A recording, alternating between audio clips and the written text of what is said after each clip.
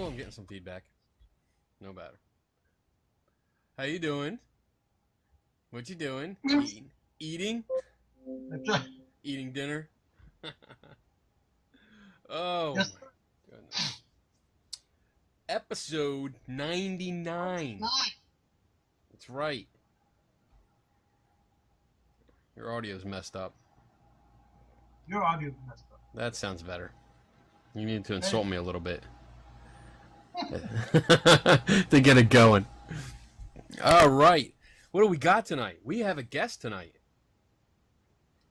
We have Shannon Byers, who is, she calls herself the Paranormal Genealogist. And I'll let her explain it when we have her on, like what she does and all that stuff. I like it that she calls herself genealogist. Why? She must be a genie. She must harbor great power. Whatever. You're such a dork. Anyway, we got Stop being full of hate. We got a few things to talk about before we get her on. We got like 20 minutes. First thing. We gotta have a moment of silence. We lost another one. And I met him last year. Yes, I got to meet him probably like 3 years ago. We're talking about Mr. Kenny Baker, who played R2-D2 in the original trilogy and the prequels. And he was also a consultant for The Force Awakens. I don't think he was actually in R2 for that one. But I got him, he signed a puzzle that I did a while ago. So I got him to sign that. That's cool. Yeah, it's pretty cool. He was really nice. Really nice guy. He was one of the few I wanted to get his autograph when I went to that Star Wars convention last year. Yeah. I think his was like $150, and I'm like, no, I'm not paying $150. Wow. Yeah. He was 81, and he had some kind of sickness. I didn't see any details on what it was. Yeah, I didn't find it. I was looking for it because I get kind of morbid that way. Yeah. Yeah, me too. Remember, one of my favorite sites is Find a Grave. Yeah. But I couldn't find anything, and you know what? It sounded like, I think his niece, I think that's who was taking care of him.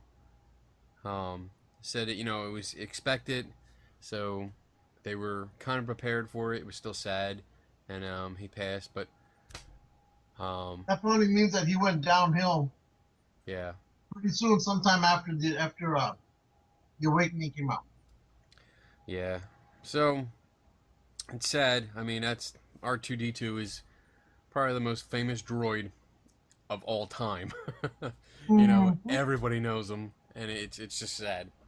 But well, on that note, name 5 R2-D2 movie creature or robots that stand on your mind that this not Cyborg. What? 5 robots that you would consider are great in the movie. Great in the movies. Yeah. Name 5 robots that are well known. Yes. Is that better? I'm eating. Are you all right? You having trouble? I'm fucking eating. Maybe you need a Red Bull or something. Wake your ass I should. up. So anyway, but it can't be a cyborg. Can't be a cyborg. Be like RoboCop. Has to be a full robot. Okay. Full robot. Let's see. Oh shit. No cyborg, huh? Damn. Well. Whew. Let's see. How about Johnny Five? From? Okay, I like that one. From what? From Short Circuit. Okay, I didn't hear you say it. Oh. You said name robots. Yeah, well, it's nice if you know the movie in case somebody wants to go watch it. Typical ghost hunter. Just changing the rules as you go. No. So, okay. So that's it. Let's see. I got that one. Johnny Five. Who else? Johnny Five. Shit. Help me out. You caught me off guard on this one. I wasn't expecting this. How about Oh, Hal from 2001: Space Odyssey. Does that count? Sure, we'll count that one. Because I mean, basically he's the whole ship. Yeah. So it's kind of like a robot, I guess. What else? Well, we could go with C-3PO. I mean, he's beloved. So we got 2 so far. Well, can I count C-3PO? Oh yeah. Okay, so it's 3. Other robots. I'm trying to think who is not one that's. Now I gotta cheat and and see what's. How about that? Lost in Space.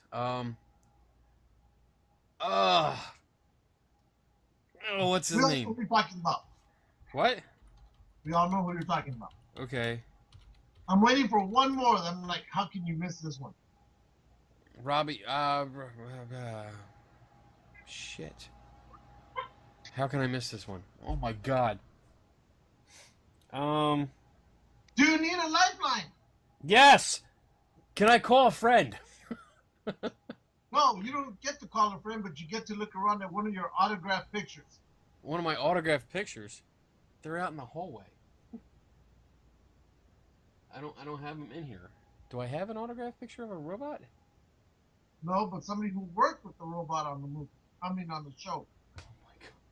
You are the most horrible with clues. You really suck at it.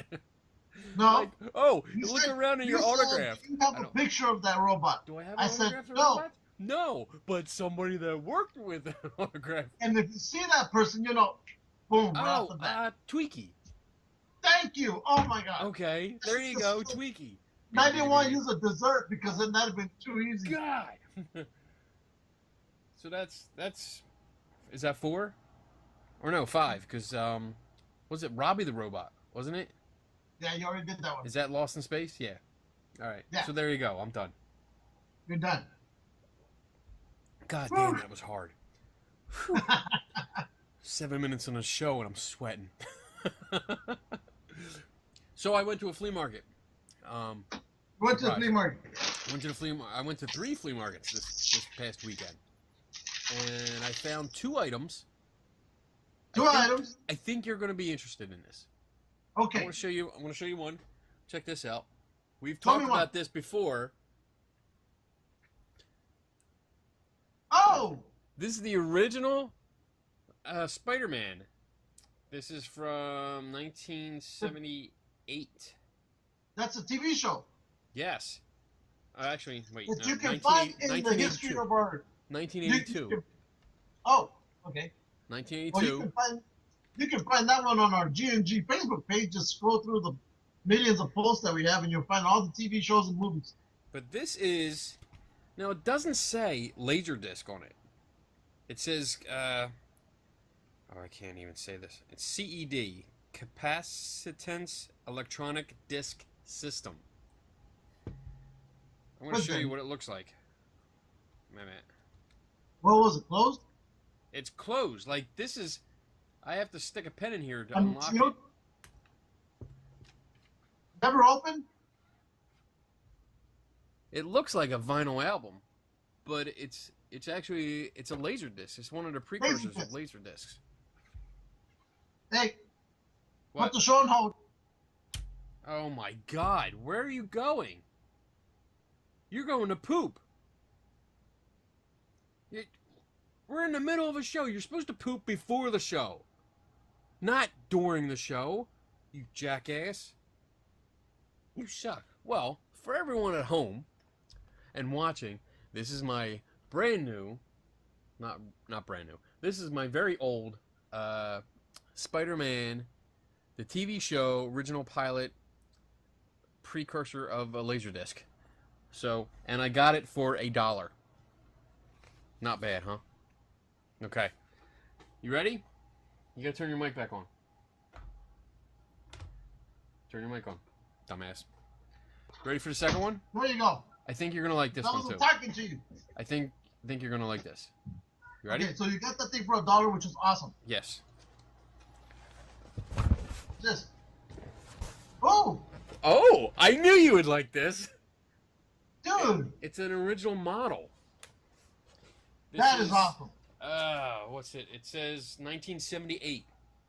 And even the box is beat up a little bit and the box is open. Check this out. Check it out. You ready? I'm ready. It's all in the original packaging. It hasn't been opened. Wow. The guy never opened it. And I have the original instructions. That is cool. That is really cool. I lifted the lid. I was like, holy shit, it's still in the plastic bag. And I took them out to make sure, you know, he didn't open them and retape them. But no. Still in there. How much did you pick that up for? $5. Dude, that's pretty good. Yeah, I thought so. I thought you would like that. Yeah, I think that's pretty awesome. I'm going to put it together. I'm going to open it up. I'm going to put it together. And I'm going to have it hanging in the background here. Okay. Bam. So there you go. Let's see. We got that. What do we got? We got 10 minutes to go. So, I saw Star Trek Beyond. Oh, uh-huh. And I was bored. You have no eye for any movies unless it's Star Wars. I got out of... I went in there, and it's probably your fault. I'm going to blame you, because you gave it such high ranking. You gave it a high, glowing review. It was high ranking everywhere. You said it was the best Star Trek yet, and all this. It was great and this and that.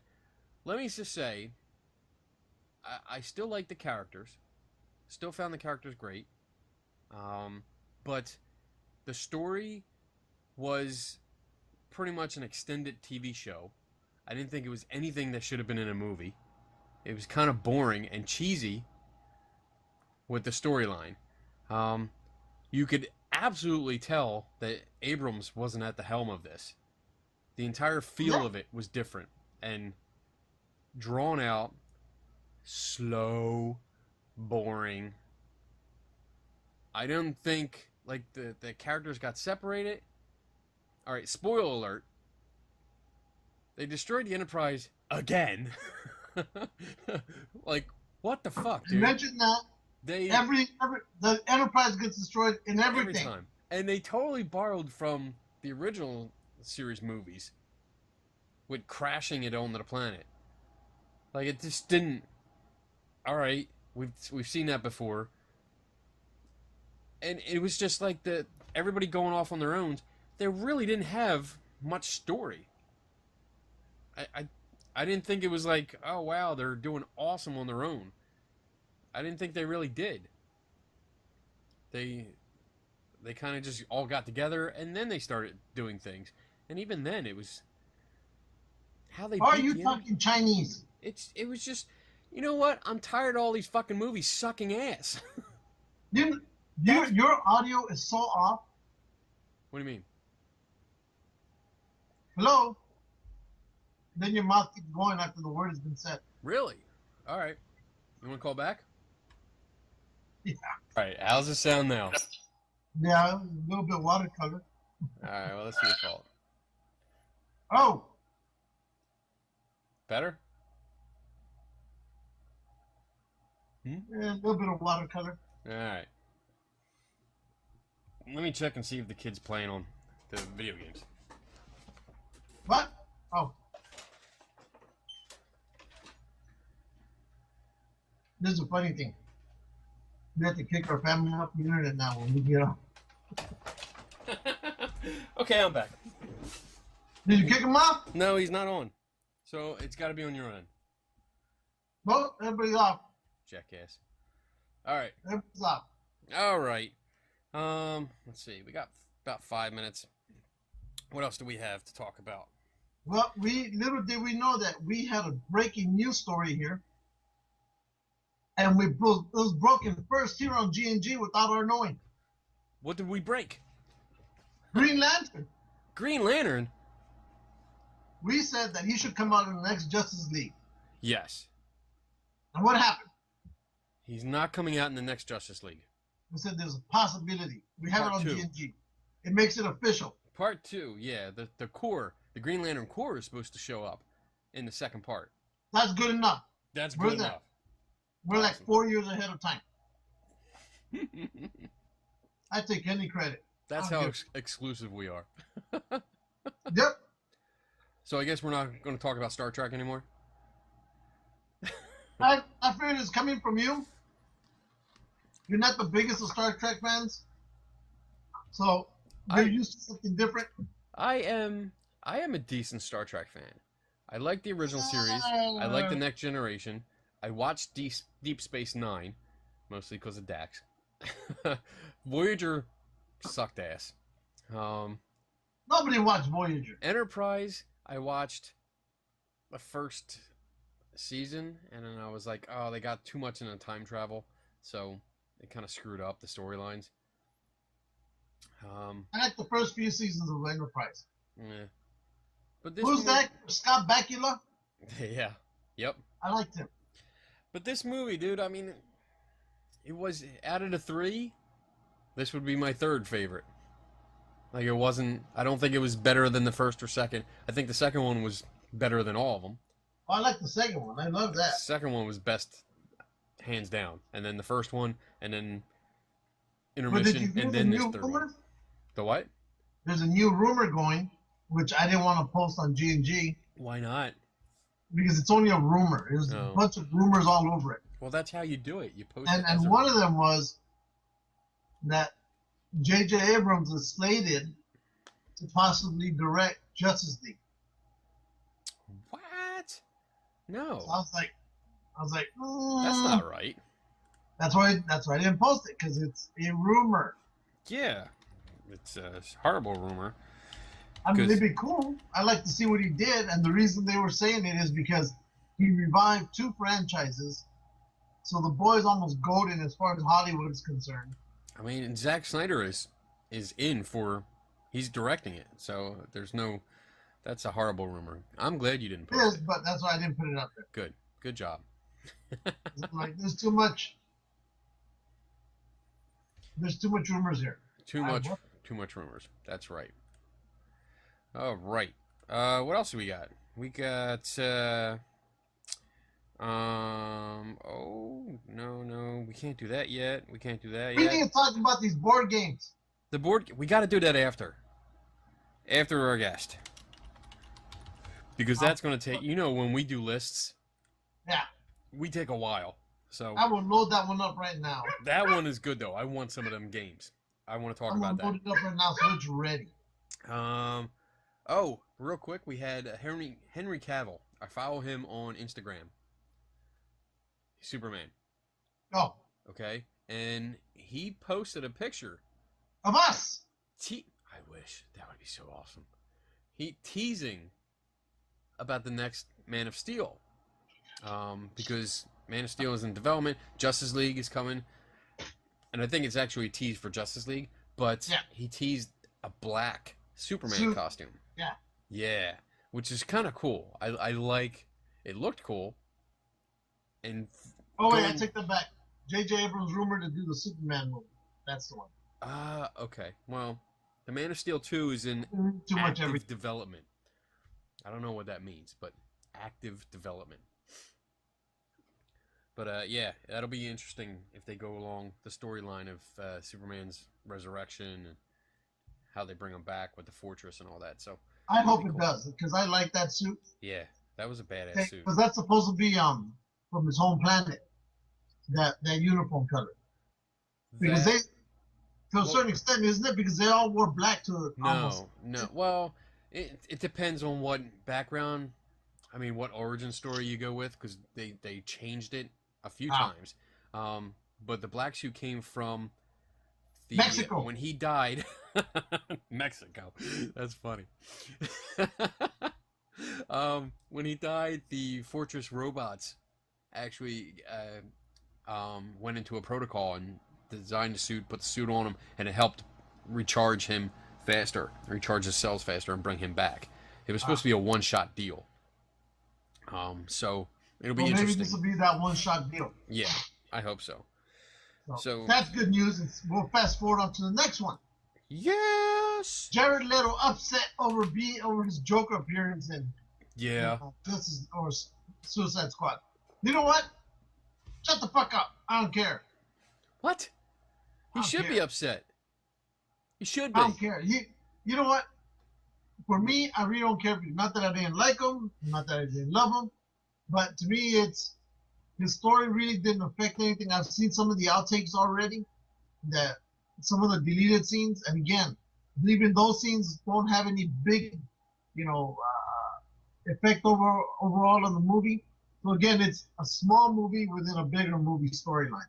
Honestly, you could take pretty much any section of that movie out, and it wouldn't affect that movie. It was so bad. Well, yeah, but I mean, his really didn't have anything to do with it. They put him in just because they needed to have that extra. That was dumb. That known villain inside that movie. They didn't have to. They didn't have to. They should have kept them out. I would have done it without him. But I think at the same time, maybe they're afraid that, hey, look, you still got the Heath Ledger one. We don't want to maybe overdose the public with, look, we're going to forget about that one. We're going to do this one. But you know what? I could care less. If he's upset or not, I could care less. As far as I'm concerned, they could have taken him out of the whole movie and I wouldn't have missed the damn thing. Yeah. Screw it. Because the scenes they show, most of the deleted scenes that I've seen is him beating up Harley, and knocking her out with, basically pistol whipping her.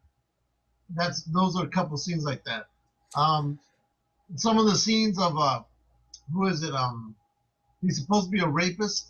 He's the first one that got killed off. Slipknot. Yeah. So then they took out that part. And there were other parts none of those parts had anything to do with the movie anyway. Slipknot was like he was like an extra. He was part of the he wasn't. I don't think he was part of the original story. They just threw him in there. And in fact, there's also supposed to be Captain Boomerang. There was a lot of I guess you could say he sexually harasses Katana throughout the whole movie, but at the same time they're saying that he had a crush on Katana, but again they deleted those scenes because they really didn't have an effect on the overall movie anyway. Yeah. So I'm like, you know what? What the fuck then? All right, we gotta call our guest. So we're done, Jared Leto. Goodbye. Let's see. I hope this works. Yeah. If it doesn't, it's your fault. Oh, sure. Here we go. Bum chicka bum, bum chicka bum bum, la la. Uh-oh. I hear her. You can't see me? There you are. There she is. Hello. Hello. Original Gangsters. Nice shirt. What is it? Oh, look at that. Joker. Oh, you can't see it good, can you? Catwoman. Joker, Batman, Riddler, and Penguin. Nice. I wore it just for you. Awesome. Hello, Shannon. Hello, how are you? I had a good nap. This is my buddy, my partner in crime, Lou. Hi, Lou. How are you? Very good. How are you doing? So. I just woke up from a nap. I'm okay. Don't do this too late. This is pretty late for you, huh? Very. Very late. What time do you usually go to bed? 8 o'clock. 8 o'clock? Ooh. Damn. I get up at 4. So? You should be up till like midnight. You should drink like us. I'm not that young anymore. All right, so we got you on here because you call yourself the Paranormal Genealogist. Well, lots of people call me that, not just me. Well, I just read your website. So tell me, what is that? What do you mean by that? Basically what I do is I debunk haunted fake lore.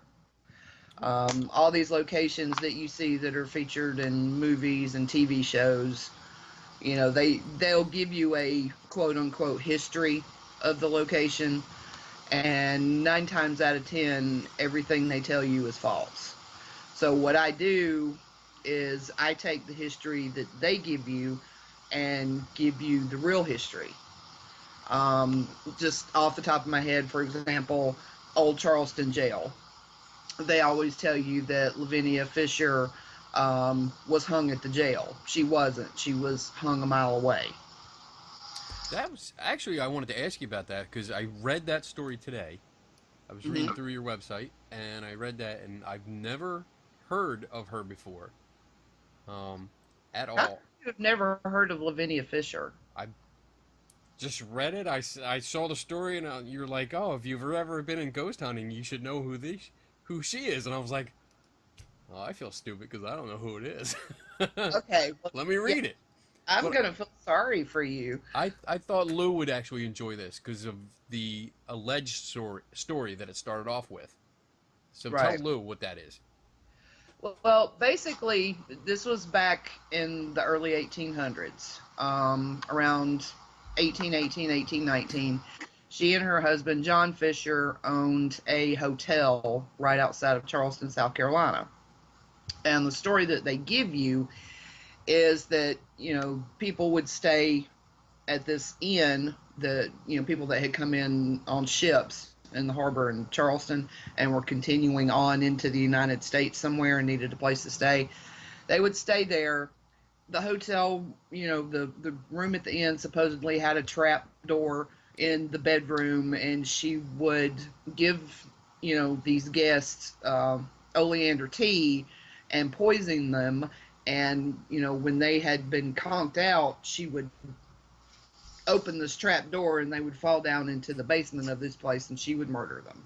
That's awesome. That was the story. Damn. Okay, so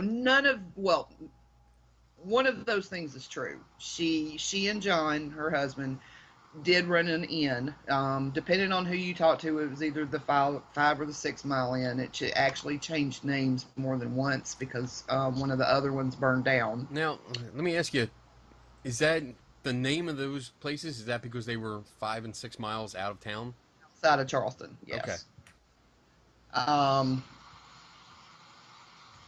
Lost my train of thought there. Lou does it all the time, don't worry. They're not the best of people. You're never going to hear me say Lavinia Fisher was a good woman. But basically what they would do was rob people that were traveling down this road. So they were actually convicted of highway robbery. But the story goes that she was America's first serial killer because they supposedly found over 100 skeletons in their basement. And she was supposedly the first woman killed, hung executed by hanging in the United States. Well, never. Oh, I'm sorry. I love her. See, I knew he would love this story because of that. Now burst his bubble. Okay, well, number one, this inn had no basement, so there was no trap door. Damn. There were no murders. Damn. They were actually convicted of highway robbery. And so, number one, she couldn't have been America's first serial killer because she didn't kill anybody. And even if she had murdered somebody and had been hung for it, she was actually the 36th woman in the United States to have been hung for a crime. Wow. The first one was in 1692. She was hung in 1820. Wow. So that gives you an example. And see, this is the same things they tell you. If you go to Old Charleston Jail and, just take the regular tour, these are things that they give you as facts. These are facts they present on the TV shows, both Ghost Adventures and Ghost Hunters and America's because Most completely, all the shows tell you that. Because they're completely truthful. Well, I think to some people maybe it makes a better story. Mm-hmm. To me, truth is always stranger than fiction. To me, always, and it doesn't matter what they could make up. The facts are always going to be more interesting. Right. There's a part where they say before she jumped out the window at the jail and hung herself, that she shouted to the crowd, if you have a message for the devil, tell me now, because I'm going to see him soon. That part was actually true. She did say that. But it was while they were taking her to the gallows, she was having a breakdown, because everybody kept saying they're not going to hang a white woman. They're not going to hang a white woman. Not in 1820. They just weren't going to hang a white woman. And she had a mental breakdown, because she honestly thought that she was going to get a pardon at the last minute. And when the pardon didn't come through, she went bipolar for a minute and just lost it on everybody, but then regained her composure and apologized and that kind of thing. And when she was hung, she was back to her normal, quote-unquote, Christian self. Wow. Now, do you just deal with local ghost investigate or stories, or do you look into stuff throughout the country, like the Queen Mary and So far, nothing I do is local, because I'm in Atlanta. So everything I've done so far is not local. I've done Charleston, I've done Kentucky, I've done Missouri. I've actually done 2 in Kentucky now, because I just finished Waverly Hills. Queen Mary is on the list. As you can imagine, it takes quite a long time to actually do this research, because I'm going through property deeds and family histories and anything I can get my hands on. The Waverly article I just finished took me more than 3 years to finish. Wow. Well, what's different there than what we've been told? At Waverly Hills? Wait. Yeah. Before you get there, Okay. with the jail, with all the hanging and everything, have they been informed of your research? I have no idea. Oh, okay. I was wondering if they had like any kind of response or anything to what you No, found. But... I mean, when I do these, I put them on the website. When I speak at DragonCon, when I go up to Scarefest next month, these are lectures that I give to the public. I don't send it to the powers that be at whatever location it is. Okay. They're busy taking other people's money on this fake lore stuff.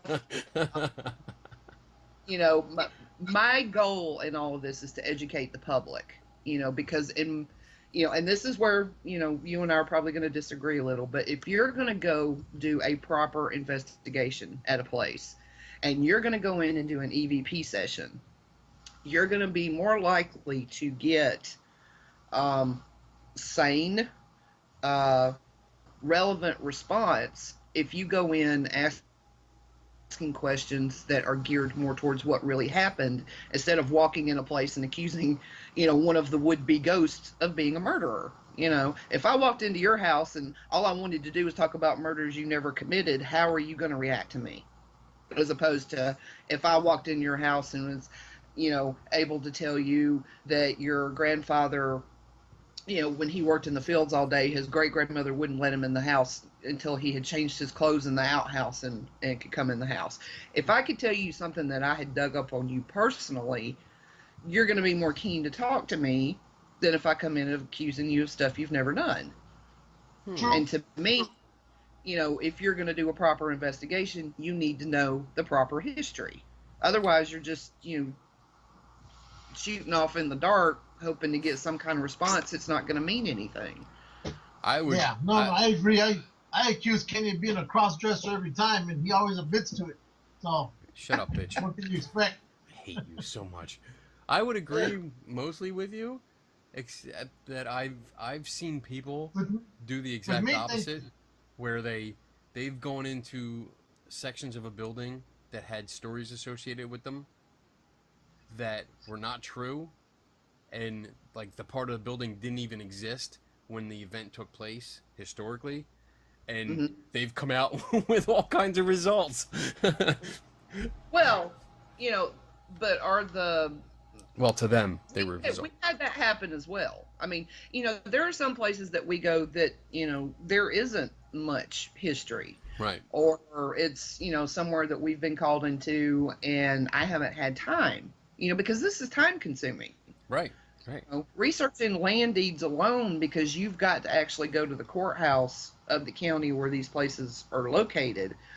And if you're searching land deeds, you have to go backwards. So I have to start with who owns it today, go through the grantee and grantor indexes backwards through time. Mm-hmm. And when you get back in the 1800s, that gets hard because land deeds were done differently back then than they are now. And they're hard to read too. A lot of time. Oh yes. I've been through that. Land deeds, in the 17 and 1800s were written. These people thought that a big rock or a big tree was actually going to be there forever. So if you say, you go 14 chains from the big black rock, 14 chains more to the big walnut tree. Well, in 1700 that was there. In 2016, they're probably covered up with concrete somewhere. Somewhere, yeah. So.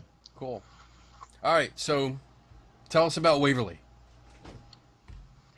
Waverly. Yes.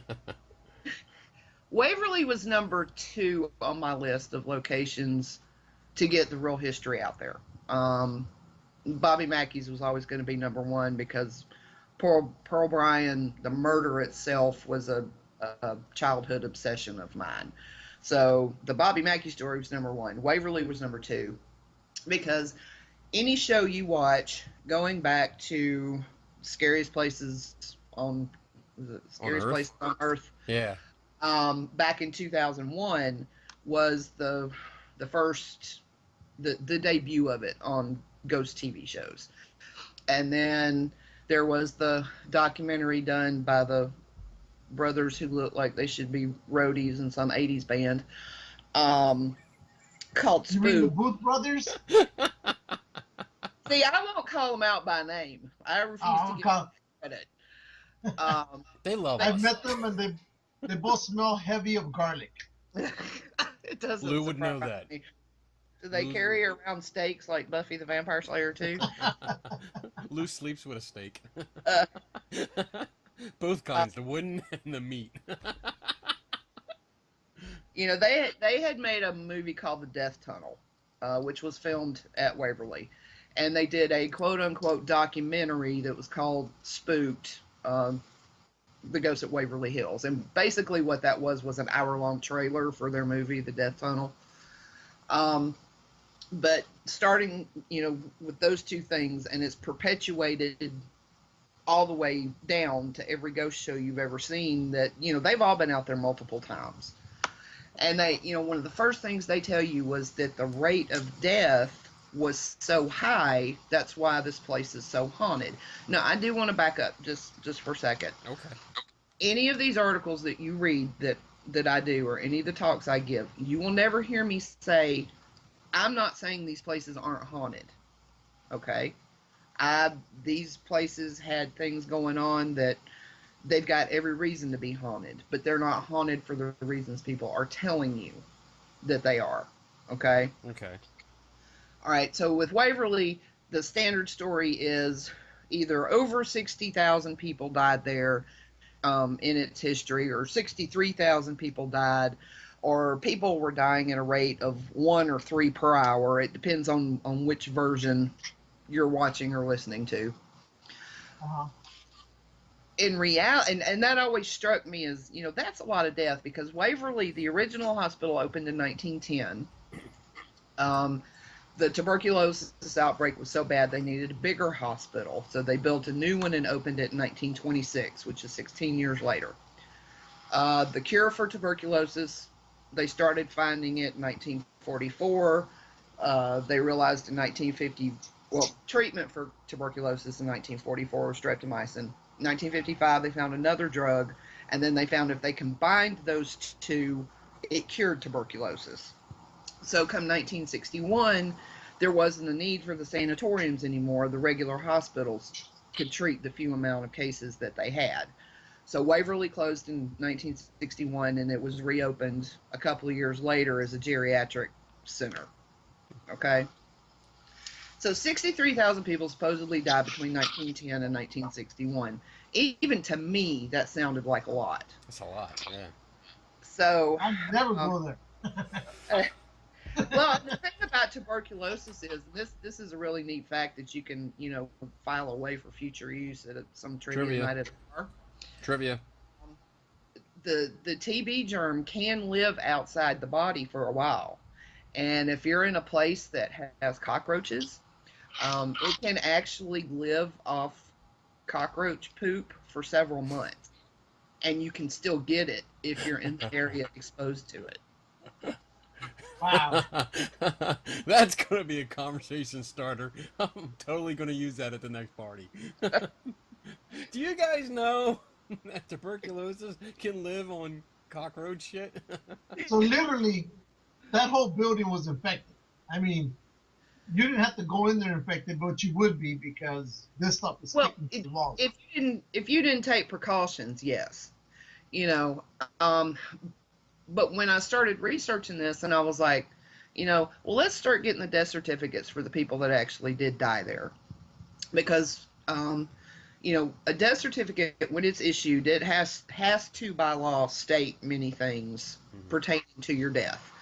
And one of them is where you died. If you died in a hospital, if you died at your house, if you died at a sanatorium, no matter where you were, the death certificate had to say, this is where you died. If you died in the middle of a lake, that's what it said. That's going to be you, Lou. That's right. And so you sit and you go through each death certificate in the county where Waverly is, which is Jefferson County, one by one. And you look at each one and you see what doctor signed it. You see what location they died in. And then it tells you a whole host of other things, what they did for a living, how old they were, how long they'd had the TB, how long they'd been treated by a doctor. So you actually get to learn a lot of facts. Well, we started noticing that there weren't that many, 63,000 people, you think there'd be a lot of death certificates. Yeah. At the most, and this was later verified, and I'll tell you how. 1945, which was when the boys were coming home from World War II, 1945 and 1946, there were 162 death certificates for the entire year of TB deaths at Waverly. 162. 162. Okay. That's because the other 60,000 had already died off. Shut up, bitch. Well, yeah. Well, no, he's got a point. You're like, okay, well, maybe this was a slow year. Don't encourage him. See? A slow year, buddy. Don't encourage him. Or His head will start growing. After. Oh my God. Just shut up. Go back to your phone. Let her talk. But then you start looking at other years and you've only got 98 for the year, or you've only got 85 for the year. And then you read an autobiography that was written by one of the doctors who, was the assistant medical director at Waverly from 1945 to 1955. And in it, he states that the highest death rate for 1 year at Waverly was 162, because he was there in 45 and 46. So even if you took 162, which was the highest year, and multiplied it by 51 years, that gives you a little over 8,000. Right? Yeah, I don't know. I'm not good at math. Well, we're not counting the people that died who were on their way into Waverly yet. What do you mean? Well, no, you dumbass, because if they went to Waverly and died, they would be died on dead their way at to Waverly. So that automatically counts. No. Just shut up. Shut up, Lou. Well, no, see, I'm going to explain how we know he's wrong, right? Okay. So on average, that would give you, if 162 people had died every year from 1910 to 1961, that would give, like I said, a little over 8,000. Well, we know that didn't happen. There were no years that had more, so every other year besides 1945 and 1946 had less. Okay. So that tells you there were less than 8,000 people, real people, that died at Waverly. Well, one of the things they tell you in Spooked is that, the first year alone that the hospital was opened, And when they say this hospital, they're referring to the new one that was opened in 1926, that 20,000 people died in 1926 at Waverly. Well, if you go pull all the death certificates for Jefferson County for 1926, 5,700 people in the county died of various reasons, not just TB. That was the total of death certificates issued in 1926. So there's no way 20,000 people died at Waverly. In the entire state of Kentucky for 1926, only 37,000 people died. Wow. So you see, they're playing with numbers. They're telling you they were taking people down the death tunnel at a rate because they were dying at one person per hour. That was never possible. That's a lot. Then after the death rate, you come to the death tunnel. Now they will tell you that the death tunnel was built to transport the corpses because they didn't want to upset the patients because so many were dying at such a large rate. The tunnel was actually built when the new hospital was built as a supply line. The railroad came in and put a new switch at the bottom of the power plant for the hospital so that they could unload supplies off the train and move them up this tunnel into the hospital. It had a little handcar rail system. Yes. So that's what the tunnel was originally for. It was a supply tunnel. It was a supply tunnel. Now, they did use it to transport bodies because they realized that it upset the patients less if they didn't have to see the ambulances and the hearses outside the front door. Right. Because you've got all these people that they're trying to cure. Depression was a big thing because these people knew they were going to die because there was no cure if these treatments that were coming out didn't work. Right. So, yeah, they did use the tunnel for a time. But if you go back and read Dr. Stewart's autobiography, he states in there that before he got there, now remember he got there in 1945, they stopped using the tunnel because the cable on the car broke when they were doing one transport, and the poor person went flying down the tunnel and out the other. It's mean. I shouldn't be laughing, but that's funny. That's when you get your other 60,000 deaths. If I'd been that dead person, I'd been going down that tunnel shouting "wee" all the way down. Zoom. But when that happened, the patients found out and were more upset about that than the fact that people were actually dying. So they actually stopped using the tunnel before 1945 to move the patients. Okay. Then you go to the claim that the 5th floor was the mental ward. That's where they kept the insane patients. That's where they kept Lou. Okay. Yeah. That's where I was at. I know these people. There were 40,000 people with me. They all died. He killed them all and sent them down a trap door to the basement. That's right. I would not put it past him. I don't like sharing floors. No, he wants the whole floor to himself, filled with tacos. That's right. Oh, tacos. There you go. All right, the 5th floor at Waverly is not even a full floor. There's 4 full floors and then a partial floor, which was the 5th floor, which is where they did the heliotherapy, and it's where they kept the children. What's heliotherapy? Heliotherapy is fresh air and sunshine. Oh. You were going to say serial therapy, weren't you, Kenny? Shut up, bitch. Man. I hate you. I don't know why That's I do one this show. of the things that they truly, did help tuberculosis.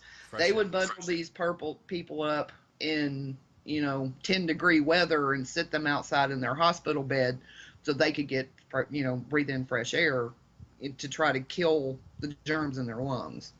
Wow. But it was also where they kept the children for a time because when they had the grand opening of the new building, the first thing that they did was move the children out of the old hospital up into the 5th floor, and this is documented. Newspaper articles and that whole shebang. Waverly did not see mental patients at all. if you had mental problems and had tuberculosis, you were committed to Central State Hospital, which was in the same county. Okay. You didn't go to Waverly because they did not see mental patients. The closest you might get to a mental patient is there's one recorded incidence of if you were a heavy drinker and you came into Waverly and had tuberculosis.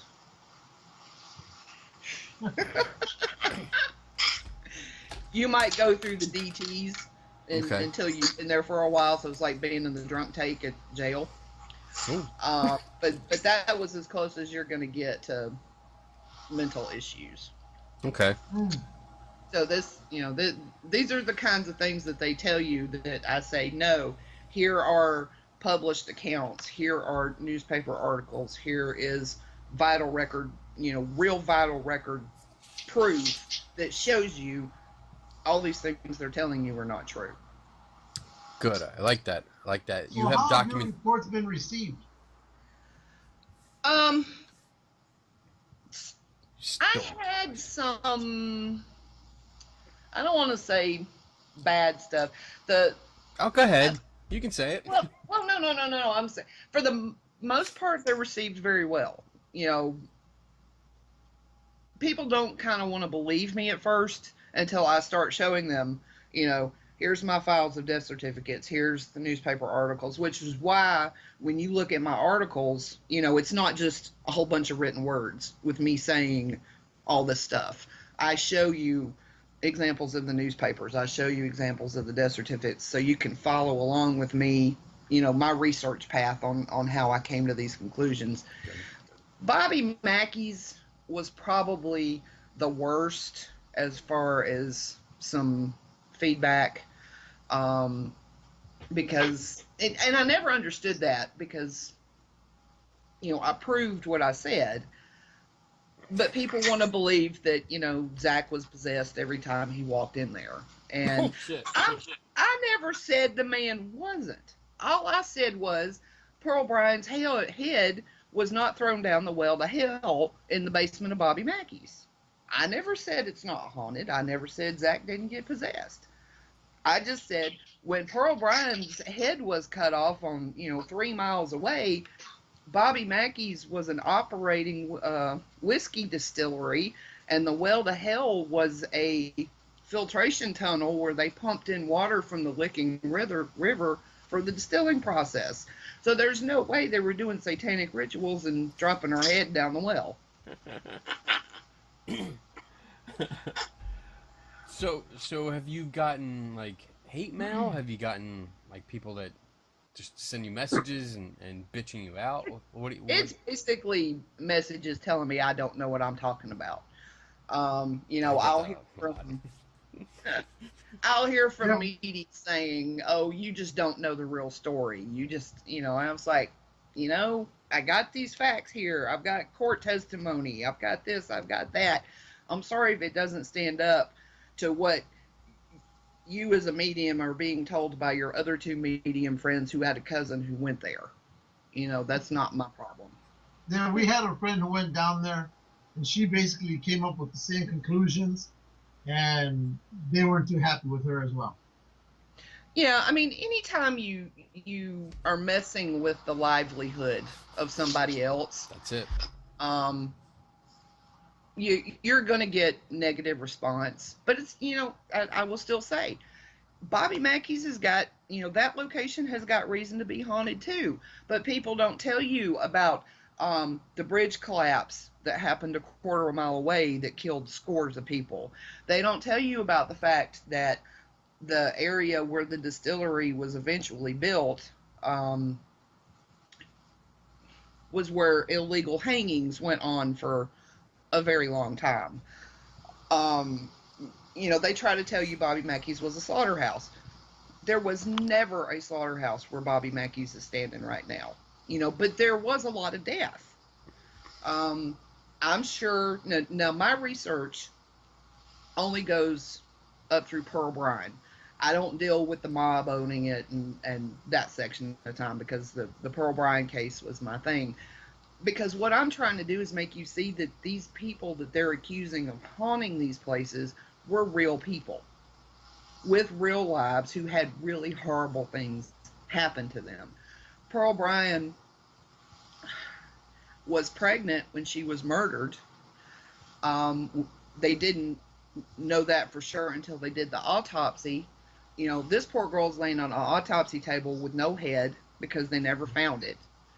Nobody knew who she was. They did the autopsy, took the baby out, sent somebody to the drugstore, and he came back with a peppermint stick jar to put the baby in so people could come and pay to look at it.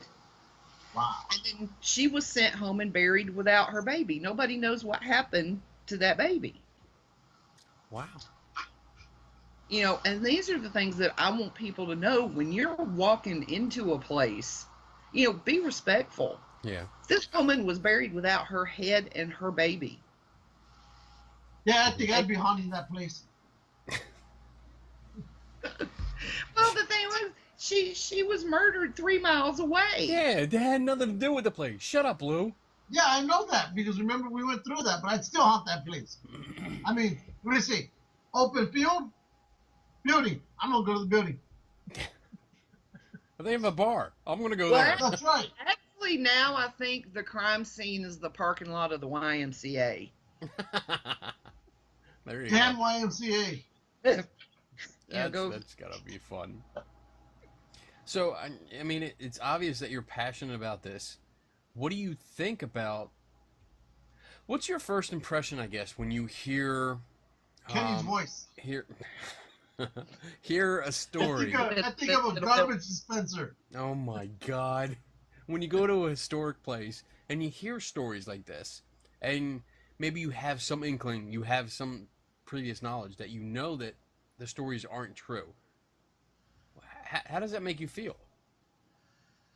It infuriates me, actually. It's because, like I told you, the true stories, to me, are always better. But you've got to understand, you know, I grew up with a family who our summer vacations were to historical places. You know, the first time I looked for a ghost, I was 8 years old on St. Simon's Island down here, which is where we had the big Battle of Bloody Marsh. And I'm walking around with my little camera that's got the little flash cubes on it. You remember those? Yeah, I have some back here. Yes. You know, 1976, trying to take pictures of ghosts on a battlefield. This was me at 8 years old. Okay, this is where it started. So I had parents who, you know, pummeled into me that history is important, and knowing the real things about history are important. I got started into genealogy when I was 13 with a class project. You know, somebody said, take a family legend, you know, that's been passed down in your family and see what information you can find out about it. Well, if you look at the Paranormal Genealogist website, you'll see that there's one story on there that's not something that's featured on TV shows. It was a major motion picture starring Jude Law and Nicole Kidman. Is that Cold Mountain? Yeah. My cousin wrote Cold Mountain, which was turned into the movie. And that was my project when I was 13 years old, was this story that had been passed down about the Civil War soldier who left the war and came home and was shot on top of a mountain. And that was my first challenge to find the real history of what happened. Now, it took 30 years to find everything. You know, that one little thing I've got posted in that article about the testimony given in front of the congressional district, was the final nail in the coffin, so to speak, of proving that the story that had been handed down was not right. But that's just how I go, because to me the truth is important. Good. And I don't care who likes it and who doesn't. If you don't like it, I'm sorry. We're right there with you. You know, you can see I don't do this for money. I don't do this for fame. You know, I do this because there are, you know, I know there's probably 10 people out there that would rather know that Lavinia Fisher didn't throw herself out of the window at the jail and hang herself. She was actually taking a little ox cart a mile down the road and hung with her husband. Somewhere out there, somebody wants to know that. I want to know that. So I'm looking at your website, and this one strikes the one about the Exorcist house and the boy. What's Yes. not here? Oh my We're God! making it work tonight. What do you want to know specifically? Yeah, Lou. Everything. What's the biggest misconception or whatever about this thing? Ooh. With that one, there are so many because you had it destroyed on so many different levels. Between the book that was written, the movie that came out, the investigations that still go there.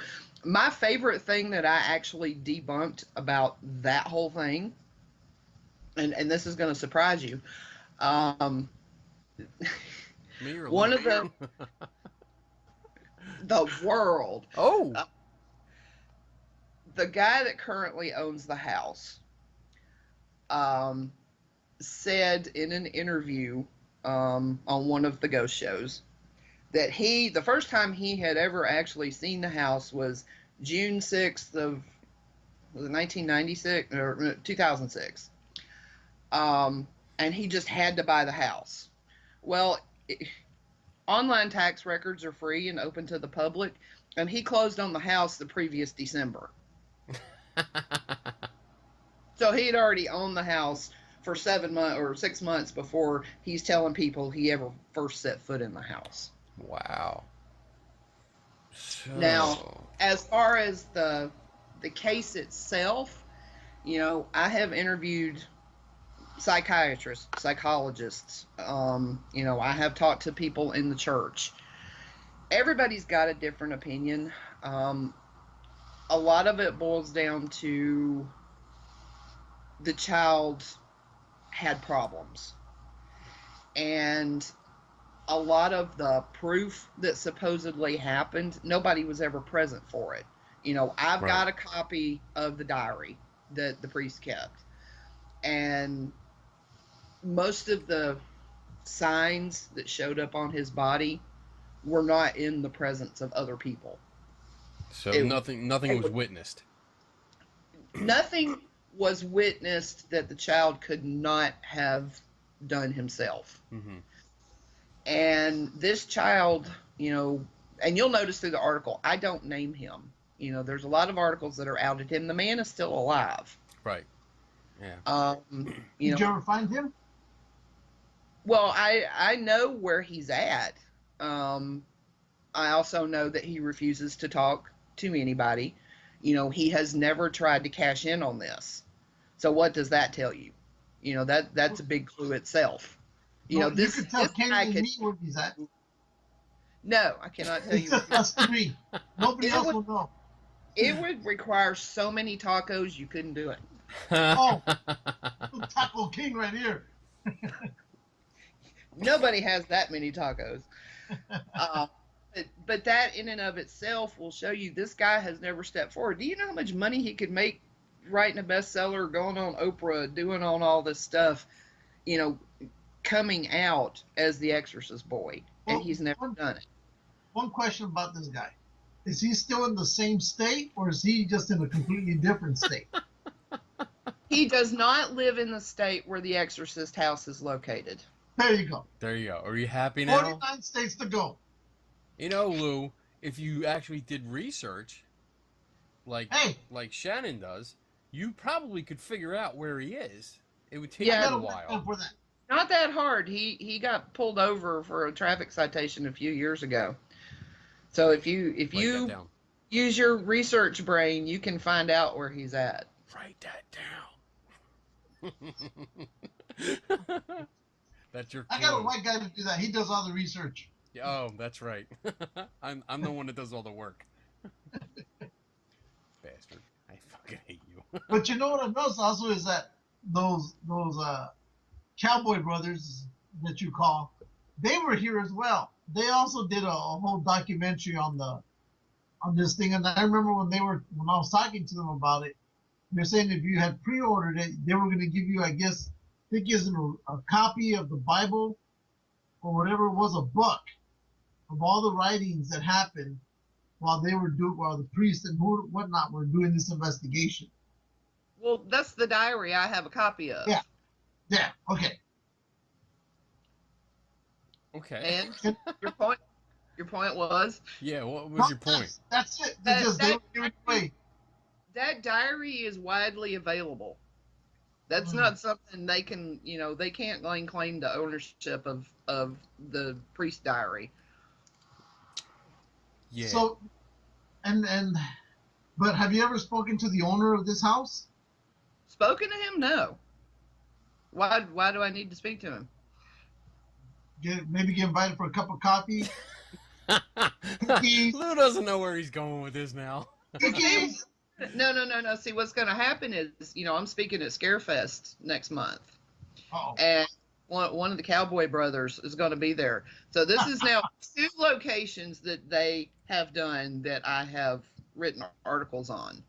So we're going to see if he and I get thrown into having to do anything together. There is one of my main points is to teach people that there is para-entertainment and there is historical fact, and the two don't ever meet. I've got no problem with people who want to enjoy the ghost shows and the movies and all that as entertainment. Just don't take it as biblical fact. That's my point. So when you go to a location, regardless of where it's at, what's the criteria that you have before you say, I'm not going to look at this one, but this one I'm going to look at? Is it because of how famous it is, or what is it? You mean as far as what I'm going to write an article on, or where I'm going to go just to do anything? No. Which one catches your attention more? Do you go because of it's famous, or do you avoid the little mom and pop haunting locations? I think he means, how do you choose the next place you're going to write about? Well, see, I've got a list of 20 places, so I'm constantly doing research. Sloss Furnace is one that I'm writing on. Queen Mary's one. Magnolia Plantation is one. I had a list of places that were featured prominently on TV shows that I knew, I wanted to see whether the history was true or not. There have been some that I've done that I can't find anything that's been exaggerated about. So, that was marked off the list. That's not what I'm going to do. It just depends. Dave and I travel a lot. If we're in an area where I know I can grab some records for one of my particular articles, I'm very close to Sloss. So if I can get over to Birmingham and grab some stuff, that'll be one I'll work on for a couple of months and ignore all the others. I started with a master list, and now it's down to what can I get where in one amount of time. And, the Waverly Project, because of the death certificate part of it, and the mind-numbing thing of sitting here and going through death certificate after death certificate, and the depression of all these, you would not believe the amount of gunshot suicides that happened in Jefferson County in all these years, and I've got to look at those as well, because I've got to pick out which ones happened at Waverly. You can't just type in Waverly Hills and that's the only death certificates that pop up. So it's mind-numbing at times. I mean, there's I'll go a couple of months, I won't do a thing on anything. But to answer your question, if it's a place that claims a high number of deaths, if it is a place that's got a really gruesome history, those are going to be my 2 things, because I like blood, gore, and guts. So is the Villisca Axe Murder House on your list? It is on my list. So far, I have not found anything that disputes the main claims that are given on the history. The murder did happen. The murderer was never caught. They're not claiming people were died that didn't. You know, I haven't found any smoking gun on that one yet. Now, ask me about whether I think the investigations that happen there are coming up with legitimate stuff. I'll give you a different story. But as far as the history, I haven't been able to debunk it yet. Cool. All right. So I know it's late. I don't want to keep you too much longer, because you got to get to bed. You have to get up early. If you have questions, I'm here. Well, okay then. You will be our go-to in the future. Yes. You have. I have to ask. I see behind you.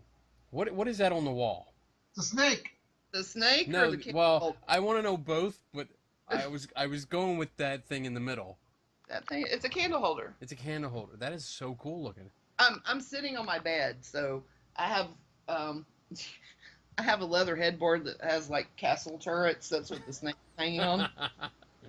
I love it. Yeah, this is just an old candle holder that we found in an antique store that I thought was cool and Very cool. above the bed. Yeah, I like it. And the snake very much compliments. Yeah, this is Bart. Say hello, Bart. Bart. Yeah. So, before we let you go, do you believe in the para, or are you on the fence, or? I believe in the paranormal. I do not believe every place is haunted. Oh. I don't know. You know, like Kenny knows, I'm actually giving a class this coming Friday that's called "How Not to Be a Ghost Hunter." And what we're teaching people is how to go to a location and look at the history, and look at the construction of the house, look at the pipes of the house. You know, teach them how to look at all the normal stuff, so that, you know, when you're waked up in the middle of the night because the ice maker decided to fill up and it caused awful water hammer, it's not some awful demon that's trying to knock down your door. It's your ice maker. It is I had the opportunity to look at your presentation, and Greatly appreciated. yes, and you sent it to me, and I looked over, and it actually has a lot of good information in it. I was very impressed. So, I mean, I was actually surprised that you were as complimentary of it as you were. I mean, I knew there were going to be things you weren't going to go for because, you know, we have different philosophies on Right. a few things. But, you know, as far as looking for the normal first before you jump off the deep end onto this is ghosts. Yeah. You know, I really appreciated your feedback on that, and I think the class is going to be a lot of fun. You know, He because can be nice sometimes. what? Kenny can be nice at times. You just got to know how to handle Kenny. Yeah, trust me, I've already learned that. Wow. You know, I believe in ghosts. I do believe some places are haunted. I believe it's very hard to get evidence of that. So I made up a new word. I'm a skep believer, or SKEPLIVER. That's my new word. Skep-believer? Yeah, Skep-believer. because I do believe in ghosts. Well, here's another location if you've never heard about it, if you ever want to look into it. Shut up! It's Trans-Allegheny Lunatic Asylum. You ever heard of that? That's on my list. Trans-Allegheny, Eastern State Penitentiary, St. Albans, all those big places are on my list. Eastern State. This place is a beautiful building, I'll say that. Eastern State is only about 15 minutes from me. Have you ever been there? Like dozens of times. Yeah. So what's it? He's been there too. What's it like? What's it like? It's big. It's old. It's dusty. Historically, it's beautiful. Yes. Historically, it's beautiful. It's, you know, From you can understand how some people would lose their minds at that location. Yes. But Is it haunted? I don't know because I never got to investigate it, but I would love to check it out to see. all right. Shut what up. happens. You shut up. You shut up because when you talk, I can't hear her. You Nobody shut wants up. to hear you talk. Well, it's, you know, Waverly's the same way. Waverly's a beautiful place.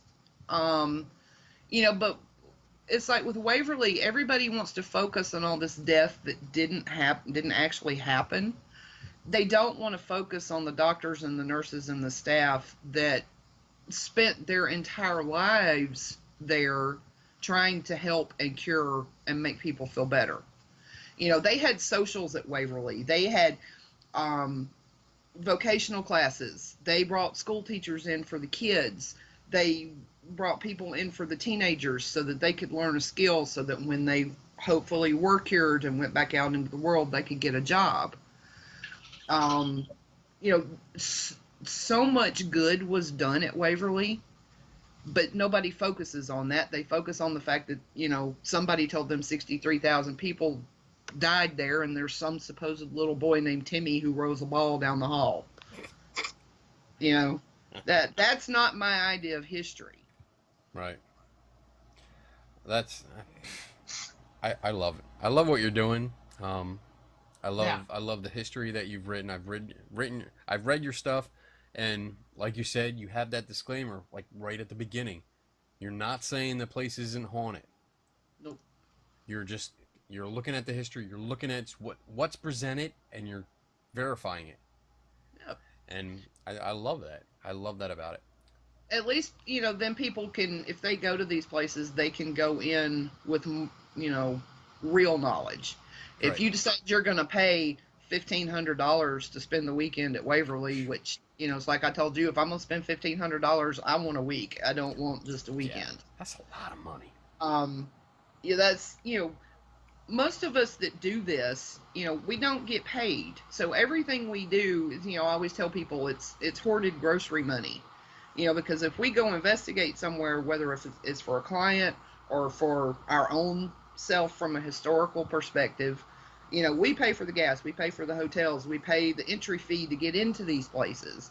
Mm-hmm. And you've got places like Waverly, which, yes, I understand they're trying to historically preserve this place because the previous owner did a lot of damage. He did so much damage that 2 of the buildings that had survived, one of them, which was the original hospital, had to be condemned and torn down.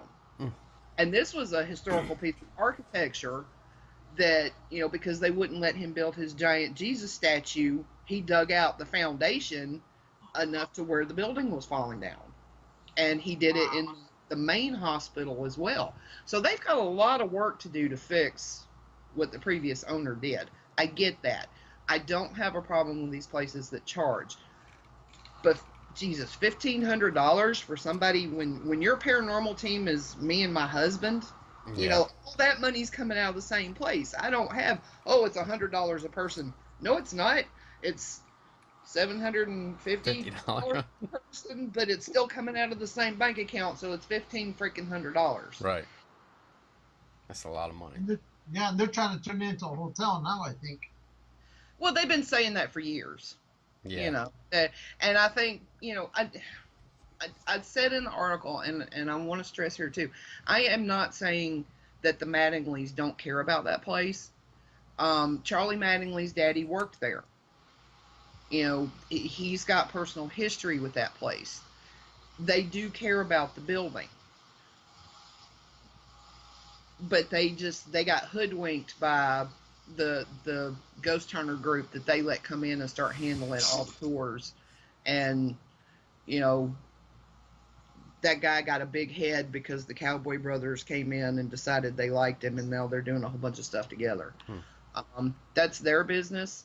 But, my main message is, don't believe everything you're told. All these things can be looked up. You don't have to be a historian with a PhD to go look up the history of the place. Just don't Google something on the internet and assume what you're getting is fact. Right. Back it up with actual documents. There you go.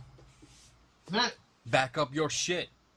Yeah. But nobody will. Validate. Yeah, well, it's not very common, but you're going to be at DragonCon, right? Yes, I am going to be at DragonCon in 2 weeks. What are you going to be doing there? I don't know yet. I saw you were having a little issues with the schedule. If I have a tentative schedule, Okay. So far it looks like one of my panels will be on researching the paranormal, which is, it's a panel for authors, which I'm not a published author, but they've thrown me on it anyway, but it's how to research the places you're going to. Okay. So that's my thing. Another one is on something I know absolutely nothing about because it's not my thing.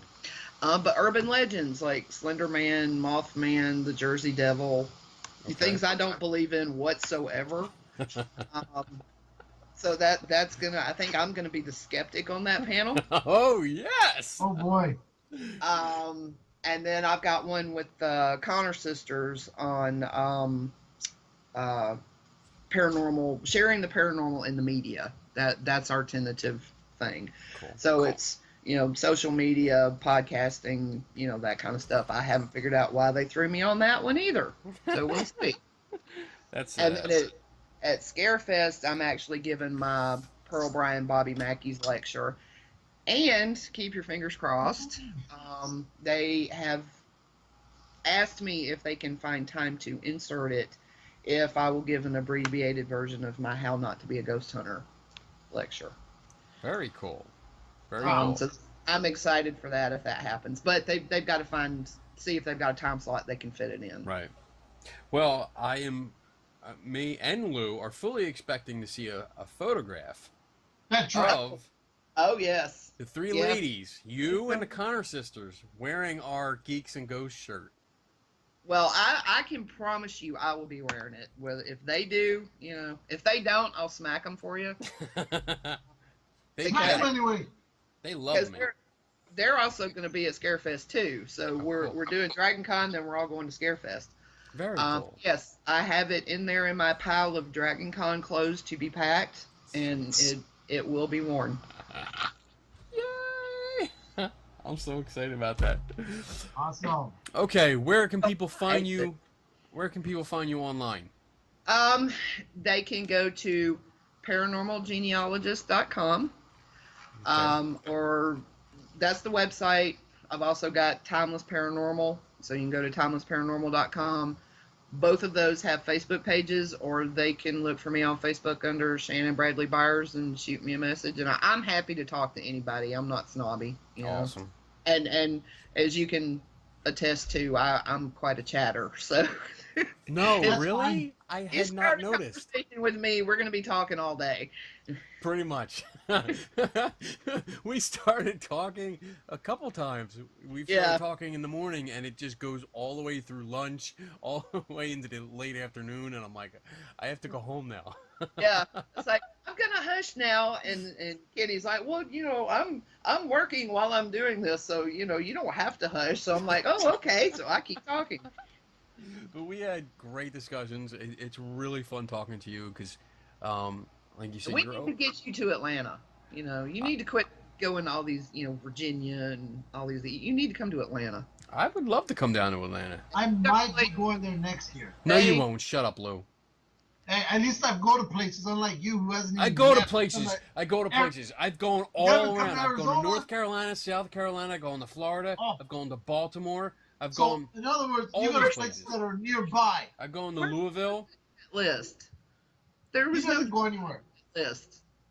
Lou just hates it because I don't go out to California. I went to California once. I hated it. See? At least you went. She went. I'm going. I only went to California because my child was getting married in some town called Victorville. And that place is on fire right now. Literally? Yeah. Okay. It's surrounded by fire and smoke. Oh boy. That's. I mean, I flew. The funnest part about that trip was we flew into LA, and we were going to drive from LA to Victorville, and we had to go through San Dimas to get there. So we had to get off so I could go do some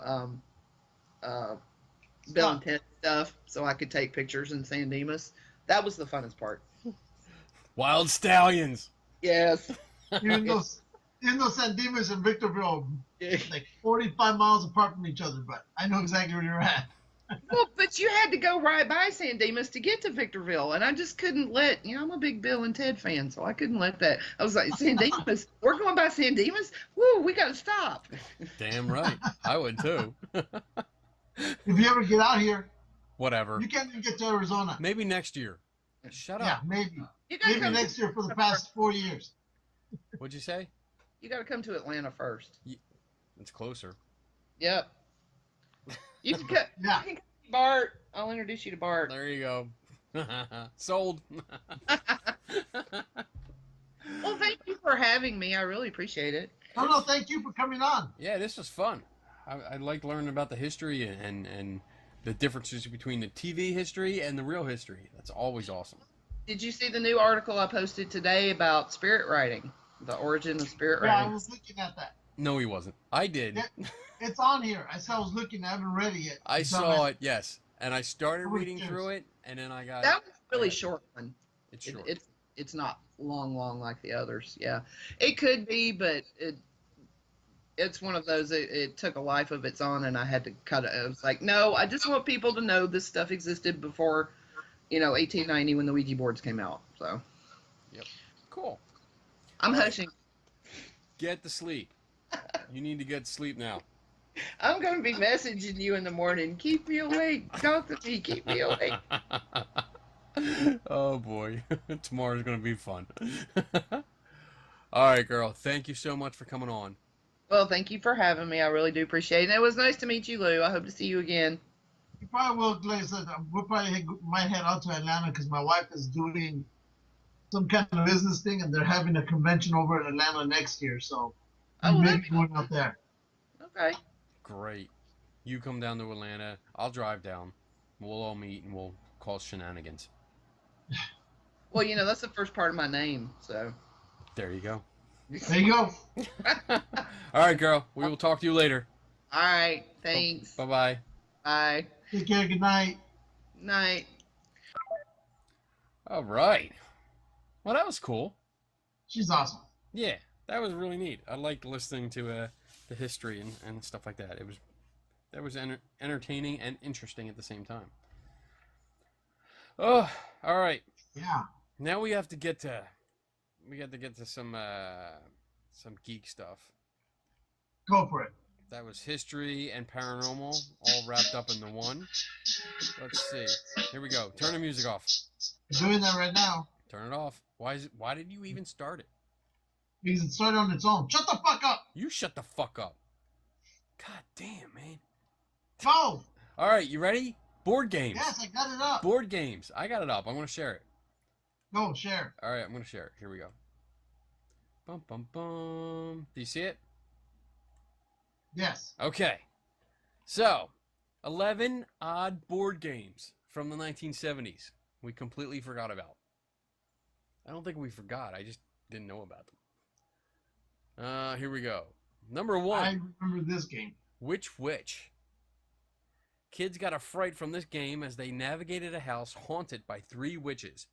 Ghoulish Gertie, Wanda the Wicked, and Glenda the Good. That sounds familiar. Yeah. We wonder where Milton Bradley got the inspiration for Glenda. Exactly.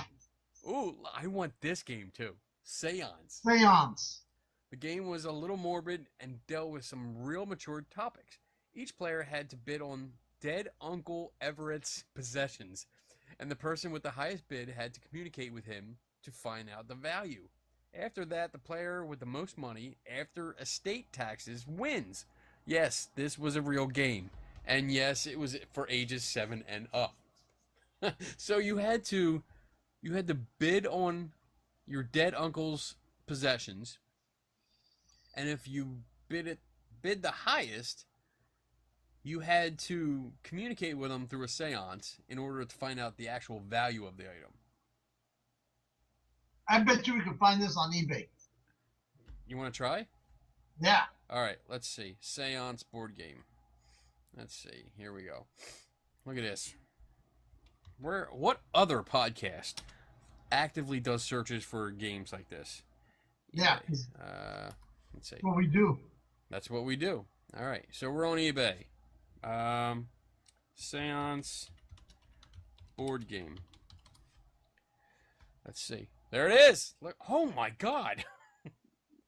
$257? 140? No. Fuck no. Nope. Not gonna happen. Wait. 29. We're getting better. Ooh. $229? Wow. Those are hot. Yeah. Sorry. Ouija boards, Ouija boards, Ouija boards. That's about it. So, the cheapest we can get it $30. Oh, it's incomplete Wow. for parts. No record player. What? No record player? There's a record player with it? I guess. Fully work. Let's look at this one. What's this? Seance. What's in? Look, it is a record player.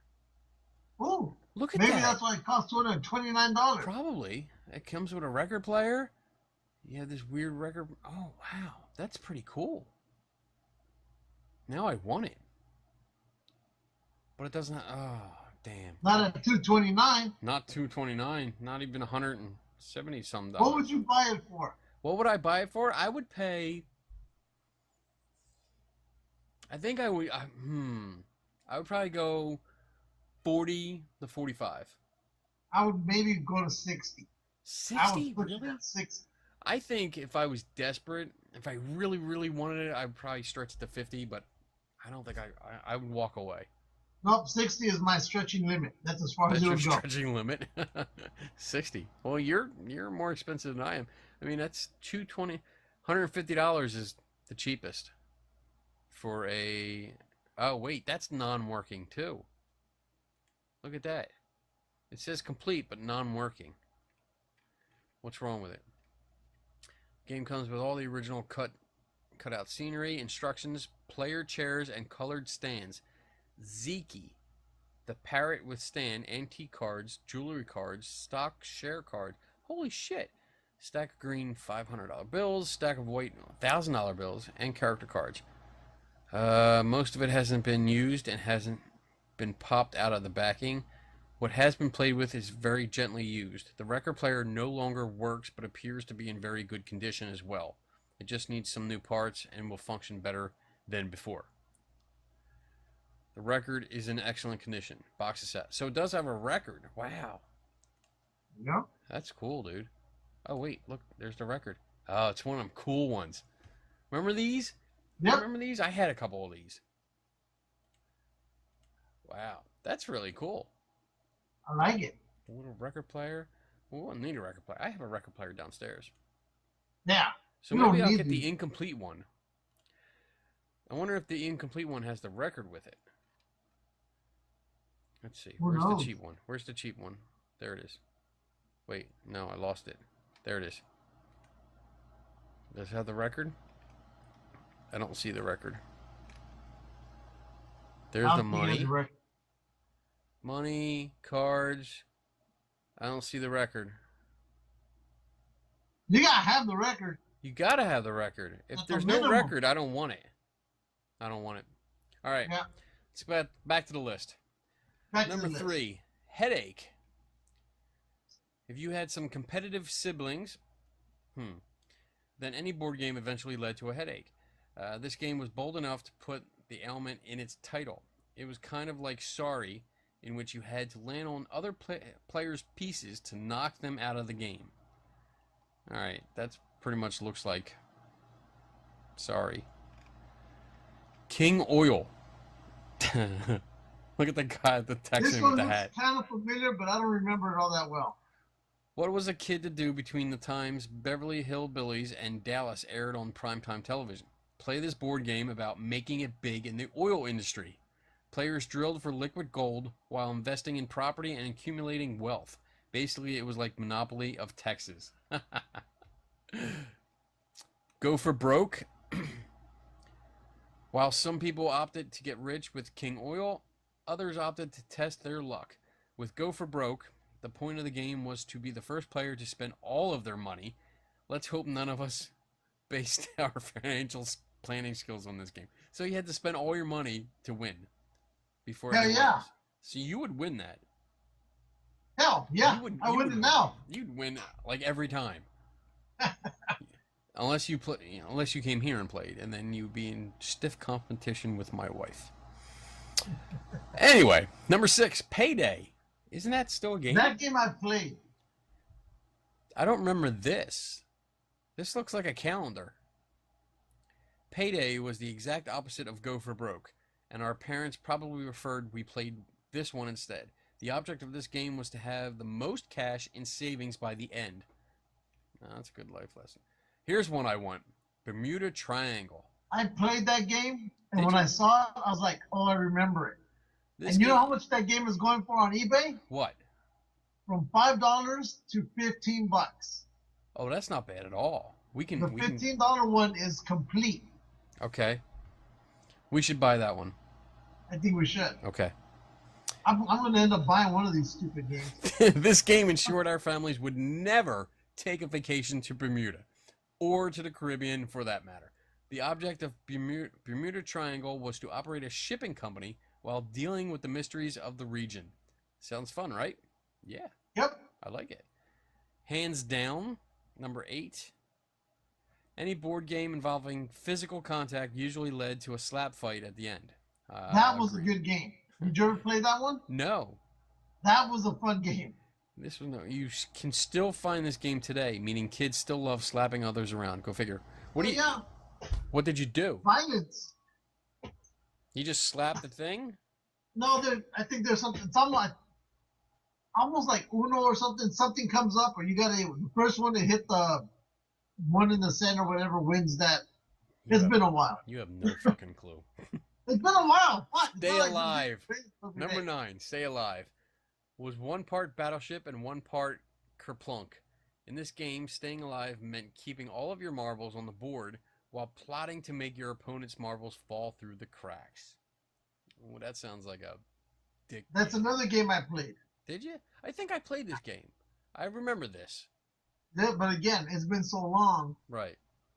So I'm not. I'm who not sure. played- Number 10, Sinking of the Titanic game. This one looks interesting. This one is sad. The tragedy it's- of the Titanic was far enough removed from the 1970s for it to be turned into a fun game. First, players had to make it off the ship before it sank. But the fun wasn't over yet, as players then had to survive the open seas. The first player to reach the rescue boat wins the game, rewriting history and having fun. Yes. And you know how much that game is available? What? From $30 all the way up to $70. Damn. I'd pay the $30 $30? You would? because it looks like people are even still casting or making replacement parts for the boats or whatnot. So there's a lot of stuff in here. I must say, interject before I look at the last one, that I'm happy to see you looking at games instead of porn in the reflections this week. I'm so happy. Yeah. Do you know, we have a buddy of mine who watches our show religiously, Joe Downey. He commented, he was totally convinced you were watching porn. We have conversations. He watches it like as soon as we put up a new episode and he sees it, he's like, he sends me a text saying, "That's it. 2 hours. The next 2 hours of my life is on hold because he has to watch our show." But you know what? I think I end up buying the Bermuda and the Titanic game Number 11, because Masterpiece. they deal with tragedy and death. Man, you love that shit. Hell yeah! Masterpiece, the art auction game. Masturbate. Yes. Surprisingly, Titanic probably wasn't the worst board game to come out in the 70s. That distinction would go to Masterpiece, where players bid on famous works of art. Values soared up to $1 million, but there were a few forgeries hidden in there too. Ooh. So out of this list, I would say I would probably get the Titanic, because that's, for some reason, that's like a what's the word? Novelty. Death and tragedy. Yeah, it's a novelty item that is kind of, I don't know. We can even say that this game was on the actual Titanic. Anyway, I would take Titanic. I would take Bermuda Triangle. I would take Seance and Witch. There you go. So I would take 4. I think I get frustrated with which bitch. I would just take that just because it's about witches and haunted houses and stuff. But I was so good at the Seance. And it's funny how, like, the picture on the front of Witch, Bitch? all the witches look like the standard classic ugly Which, even Glenda the Good, Well, you know. I think she would be prettier. All right. She can't have it all. She can't have all the good luck. What would you get? Titanic Bermuda Seance. You don't want like King Oil? No. If I want King Oil, I'll go for the last one. Oh, Masterpiece? Yeah. Yeah, that looked like shit. I don't want that game. It does look like shit. All right. Okay. So there's 5 players and somebody has to be the auctioneer. All right. So we got that. What else do we got? Let's see. Oh, there was a story about a 102-year-old woman. Yeah, I didn't care. I cared because it had to do with beer. Real quick, 102 years old. They asked her the secret of life because anyone over 100 years old, they asked that question to. And she basically said, I drink a beer every day. At least one beer. When I saw the reply, I go, great, even she doesn't fucking know. Everybody has, everyone they've asked, I don't care. 110 or 116. It's always been smoking, this. The only one, when they've interviewed all these older, these century plus old people, question, the only reply that I've ever loved was from a lady who was 112 years old. And they asked her, a female reporter asked her, what do you think about the wrinkles on your face now that you're so old? And her reply goes, what wrinkles? The only wrinkle I have is the one I've been sitting on my whole life. And I said, perfect. Yep. Well, she says have a beer. Who else? Grace Jones of England, who was 109, said she had some whiskey every night, a drop of whiskey. And then a 110-year-old New Jersey woman who swears by drinking 3 Miller High Lifes and a shot of scotch every day. Well, first of all, Miller? Really? Miller? I think I had, you know what? The only time I had it's not for you to question her. She's the one who's 109 years old. I don't care. It's a shitty beer. Who cares? The I shitty do. beers make her live forever. Well, you got me there. I'll give you that. All right. Luke Cage trailer. Did you see that? Yep. That was pretty badass. He looks pretty cool. That's coming to Netflix. Next month. Next month? Yep. I have to go through. We have so many links up. Oh yeah, we got stuff. We got stuff everywhere. Sometimes we don't post that much, and then there's other days we're just like. It's crazy, yeah. Black Boom, boom, Friday, boom. Thanksgiving. Disney, everything in there. looks like Disney is opening a Avatar land next year. Let's see, but starting in 2017, they're going to be pushing the idea into a new arena. Disney, James Cameron and Disney will share a theme park attraction called Pandora, the World of Avatar. It's going to be it's going to take up a huge chunk of Animal Kingdom in Disney World in Florida. So you're not getting it. I am. Haha. Hey, did you see the Frito Bandito cartoon from the 60s? I did. I think you should put it on because we haven't had a video come on. I think we should put it on too. Hold on, Let's let me go. find it. Are you going to put it up? I'm No, going to put you. it up. Wait, I got it. I got it here. Here we go. Let me figure out how to share again because sometimes I forget. No, that's not what I want to do. I want to share the screens. There we go. All right. You see it? Not yet. See it? There it is. Hello, boys and girls. It's me, the Frito Bandito. You know what I heard about you? I heard you want to be a Frito Bandito like me. You do? Then you must sing the Bandito song. Let's sing together. Let's sing. You just follow the Fritos corn chips back. Ay, ay, ay, ay. I am the Frito Bandito. I like Fritos I like corn chips. Fritos. I love them, I do. I I want do. Fritos corn chips. I get them from- I get them for you. Oh, that was horrible. It was beautiful. Is that racist? Fucking, I don't know. I don't. That If it was so- done back then, it wasn't considered racist. No, it wasn't. Oh well. Nowadays, it probably would be. It probably is. Like the Tom pansy and ass- Jerry. Tom and Jerry. Yeah. Like I love Tom and Jerry. You put that link up about Tom and Jerry. I don't know what it was exactly for. Oh, put it up. Play it. Where is it? Right below it or above it. Oh, okay. Well, yeah. below it. It would have to be one or the other. There it is. There you go. What is this? Dun, dun, dun.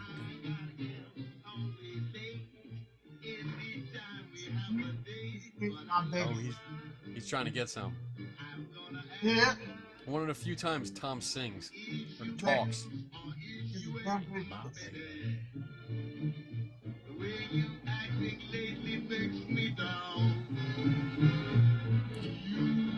His chick's naked. They're all thinking. See?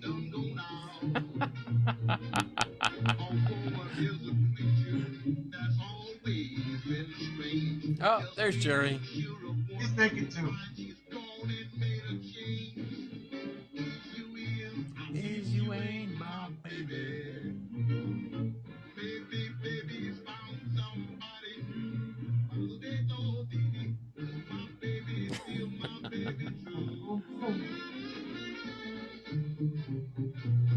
Oh, that's a All porn right. scene.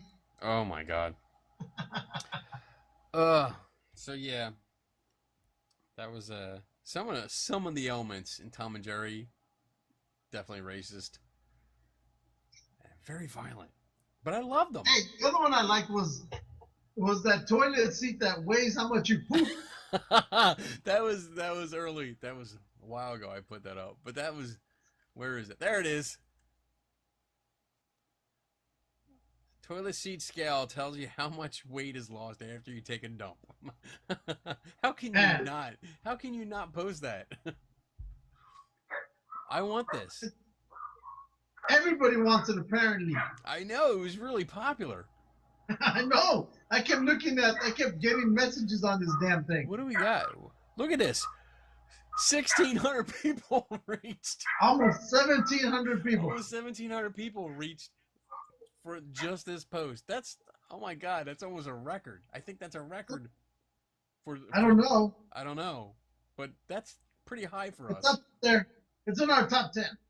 The concept toilet seat has a built-in scale. It is supposed to be designed for those keeping close tabs. Get out of my way. Get out. Get out. Close tabs on their weight. However, what the fuck? However, we all know what this thing would get used for if it got put into production. There would be running tallies between friends to see who took the biggest crap. We would have to do that. Yeah. Yeah. And then I put that other thing that Darth Vader figure dispenses toothpicks.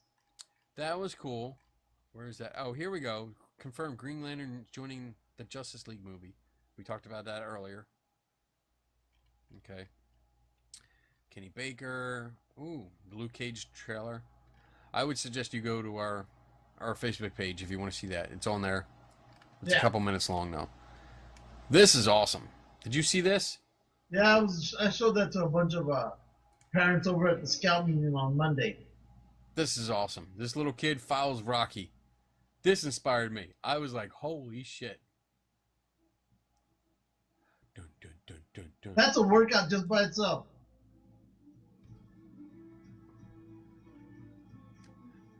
It's just so cool.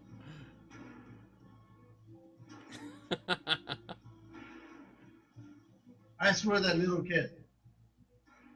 Man. I hope he keeps it up. Well, as long as his parents keep playing that thing over and over, he will. Yeah. Damn right. I love it. Look, he puts his hands behind here. Oh my god, that's awesome. Man. Oh. So the other thing that we posted up there was the last known photos of Jim Morris in Paris. Yeah, you put that up. Yeah. Oh, wait. Oh, there was that one too. There's this one. This kind of screwed me up because I was like, holy shit, it's been 25 years since Hook Hey, shut up! came out, and this is a reunion of the Lost Boys. I had heard rumors that what's his name, Rufio. he had died. Oh, he's That's there. what I heard. And I was like, oh, he's still alive. He's still alive, and there you go. There's in Hook 25 years ago, and then this is all of them today. Damn. Too bad we can't get the whole cast in there now. Yeah, it's a shame. That was cool though. Maybe I'll try it. Maybe I'll reach out and see if we get Rufio on the show. Maybe I can find him. That would be cool. That'd be cool if we could get him. I love that movie. That was an awesome movie. Yeah. In fact, it became a pretty hard movie to buy. Because then you know how Disney likes to, we're going to put out this movie for sale for 1 month. Right. And then you don't see it for the next 20 years. So this one was a pain in the ass to find. We finally found it. Yeah. At the time. I mean, we got it now on DVD, but when it was just on VHS, it was ridiculously hard to find. You see this? I don't know if are you a fan of Firefly?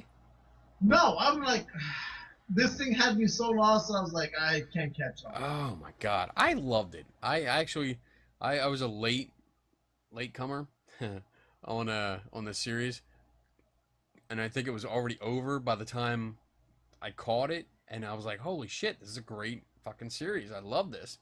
But I watched it and watched all the episodes, loved it, and the fact that they're making an animated series, I think a lot of us browncoats, which are the fans, will love this. It looked great. I hope they actually do it. Superman, we talked about that. Oh, there you go. Is that it? Jim Morrison. That's the one. Last known photos of Jim Morrison in Paris, taken on June 28th, 1971. Where are they? He would die 5 days later. Where are they? I think they're loading. I don't see anything. Previous article. Next article. Nothing. I see almost naked people. There's nothing here. Fucking, what the hell? They took him down? In letters, he described going for walks through the city alone. During this time, Morrison shaved his beard and lost some of his weight that he gained in the previous months. Morrison died on July 30, 1971, age 27. That sucks, dude. Yeah, there's nothing here, dude. This What was the hell happened? I don't know. Fuck it, we got 2 of them. All right, well, there you go. There's your 2 There you pictures go. with the There's the mysterious 2 ghost pictures. boy here. Look. I thought that when I saw that. I go, Oh "Oh, man. What else? Oh, I love this. I'm gonna play this. For Oh, you. yes. This has been the craziest Olympics I've ever heard, where more crazy stuff has happened than in any of the other Olympics. Wait, this isn't happening this year, right? Shut up. Yes, it did. It did not. Happened.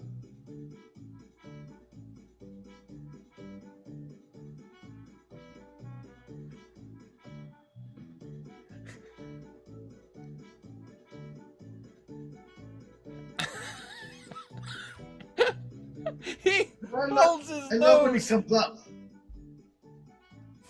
When he comes up, 10! Oh, that's funny. Oh, what else? Avatar Land. Oh, what's this? Let's. I put this up. I didn't actually look through it. 10 best Marvel DC crossovers. Oh, I put that up. You didn't put it up. I put it up. Well, it tells you right there. Oh, never mind. You put it up. I thought I did. Shut up, bitch. Oh, I love rum. Let's see, crossovers. Number 10, Uncanny X-Men and New Teen Titans. That will never come. I don't remember that one. Oh, we gotta do it. Oh, I hate when it's a slideshow. I hate that. Yeah. Batman, Captain America. Yes. Yes. Because we even have that video. Yes, the stop action. Yes. Yes, that was good. I like That that. was really good. Yeah. I like fucking. All I kept thinking is, where the hell is the Joker keeping on these weapons? All right. Next up, Galactus and Darkseid. Parts. Wow. I don't remember that either. Don't remember it. I think that's probably a graphic novel. Okay. Next, Batman, Spider-Man. They've done those. I don't remember that at all. Well, the recent one, the two recent ones that come to mind, I don't know if they'll be on here, is Batman and the Teenage Mutant Turtles, which was really good. I didn't read that yet. Then there was the Green Lantern and the classic Star Trek. Okay. Wow, that one, that's a good one. Yeah. That was different, I'll say that. Let's see. Oh, Batman and the Hulk. Oh, and of course the Joker. Nice. You have to bring the Joker. You have to. Next. Batman, Punisher. I could see how that could work. That would be interesting. I think those two would be pretty well matched. Both of them have all these mental problems. Both of them, their families were killed by crime. Superman and Silver Surfer. That's odd. That's very odd. With Mixelplick? Oh. Interesting. Next, we have Fantastic Four and Superman. When did these take place? I don't remember these. I don't remember. That seems like an odd mix right there, too. Yeah, I just hate the Fantastic Four. I think it probably would have been better, maybe Superman and Captain Marvel. That would have been interesting. This is my favorite. Superman, Spider-Man. I have this one. Do you? And I believe this is the Golden Age, where they have the bigger. Oh. It's the bigger comic, the bigger size. Yeah. I have this. And the next one is Justice League and the Avengers. That's a good one. Yeah, that was good. Okay, that wasn't as exciting as I thought, but okay. But it was interesting. It was. Gave you some good. There were some good ones, and then there was some. You can deal with that. Yeah, you know. Oh, there's that. Oh, I remember this. What? The Olympic one. This one? Yeah, I was there for that one. I remember this too. My big worry was I remember when the heat and the humidity. when that happened. It was You just try to put it aside and just concentrate on your race. Like she looks. My head and everything was still. We had one of the hottest summers that year up to that point. That was one of the things that they've been talking about in the news leading up to this. It was going to be hard on these people. I kind of told myself, You're tried to keep running, tried to stay upright. My muscles just didn't respond. You keep talking and I have no idea. I hear the volume of this and I don't even hear you. Sorry. You're just like blah, blah, blah, blah, blah, blah, blah. I'm kind of torn with this. And hear me out. I get the whole, you know, like let's push ourselves, you know, and we can do it. Let's do it no matter what. But I'm also seeing somebody that is in such severe dehydration that serious damage could occur. And I'm like, what's so important? Fucking stop. Her, I guess, as an athlete, I guess so. Dedicated 4, maybe 8, 10 years of your life training, or maybe that one time that this will be the only time you ever compete. For them, I can see why. You know, it's that dedication. Like, look, I've trained my ass off all these years. I need to complete it. You know, I can understand that. You know, and I kept looking at the guys hovering on the sides. You know, they were going to go in unless she said, I'm done. You know, but yeah, like I said, that summer was one of the hottest ones we've had up to that point. And they've been talking about that. This was going to bear down on the track and field, you know, participants. Yeah. And this was a perfect example of it because a lot of European countries, it doesn't get this hot over there. You know, they don't have heat like this. So I think she was from Sweden or Switzerland. I forget exactly where, but she got hammered.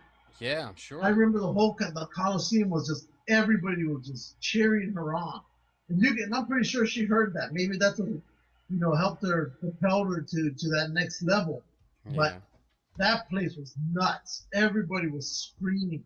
You had other people who had already finished, even though they were drinking their water. They were on the side screaming at her. Right. Oh, I mean, it was one of those moments you don't forget, especially if you're there and you're watching this. Yeah. The reason I got in was because at that time I was in junior high, and I guess the Olympics had something dealing with the Los Angeles Unified School District where, they were giving out free tickets to students and we could go. We just had to pick what day we wanted to go. I got to go to 2 or 3 events. This was one of them. And so I got to see Carl Lewis run as well. But yeah, that was a pretty powerful moment that day to this day. Yeah. So let's show the animatronics or the the animatronics. Do you know what they are? Who gives a damn? Obviously not you, dumbass. What do you want to show? Batman and Joker. The Batman and Joker. That's long. Show a little bit. Oh my god. Pain in my ass. Before we sign off. Yeah, we gotta sign off soon. It's late. Yeah.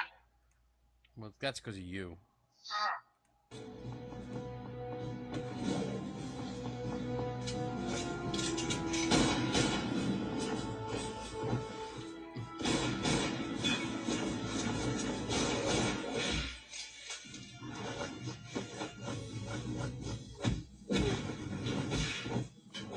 Oh.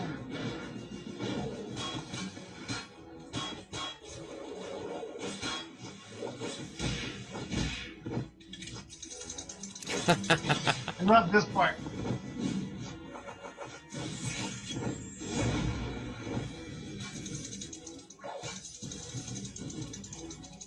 That's why I kept saying, where are they getting all these weapons?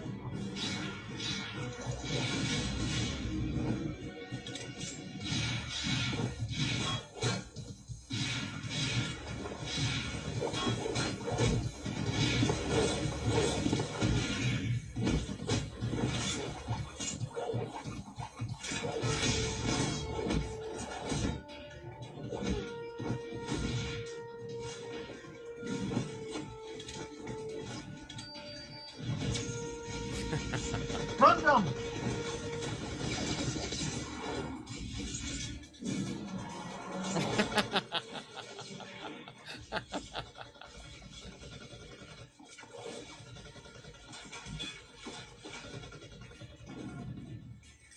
It's really good though.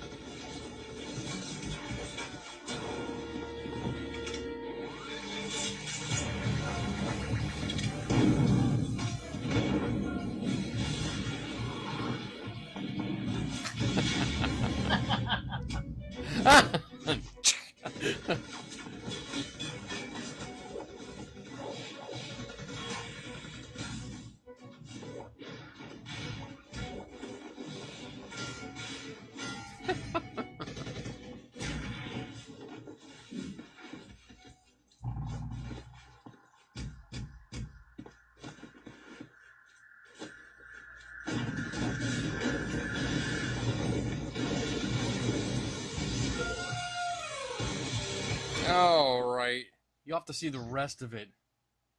You have to go to our Facebook page to catch the That's right. And see the rest bang, of it. pow, boom ending to this great Awesome. Batman episode. Awesome Batman and Captain America episode. Yeah. All right, bitch, we gotta wrap this up because it's late. All right, bitch. What do we got here? Let's do our announcements. What do you got coming up?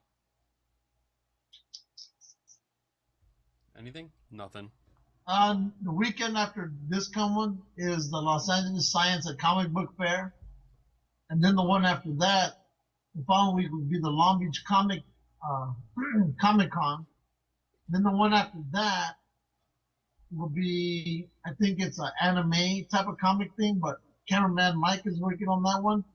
And then another one we have, which I won't be able to attend, will be the kind of like Scarefest. It's the other one. It's not coming to me, but also a horror themed convention. That's the weekend of the 18th. So that's the weekend of the near wedding. So can't leave for that. Nope, not at all. All right, I got. Let's see. Tomorrow. Tomorrow I'm going to be on another podcast. It's recorded. It's not live, but it's called the Spooktator podcast, and it's actually based in the UK. A woman named Haley has a very popular podcast and a blog. Haley is a ghost, and I've been talking to her, so I'm going to be on that tomorrow. This weekend, the super secret ghost investigation I was supposed to be on last weekend was postponed to this weekend. Okay. Because of politics and drama, we couldn't get in last weekend. So Saturday I'll do it, and I'll hopefully be able to fill you in on it next show on our 100th show. Which would be a 5-part series. Yeah, because we have no idea what we're doing yet. Because somebody didn't give me their picks for awesome videos. We got time. What? No, we don't. We don't. No. We'll make time. Let's see. And then the weekend after, the 27th, is ToyCon number 5 in Jersey that I think I'm going to. That's the one that we went to together. Oh, I like that one. That was good. So it's every time it's bigger and better. So this should be huge. I know they have a huge space.